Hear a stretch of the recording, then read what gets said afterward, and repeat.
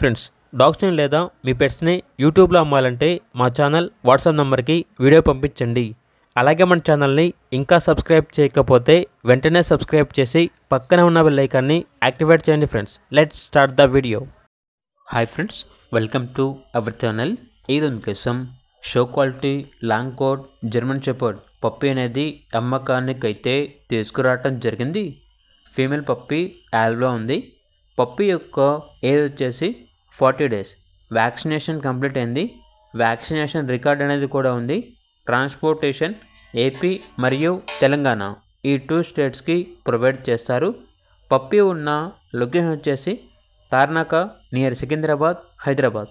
Puppy యొక్క price వచ్చేసి 9.5K అనగా 9,500.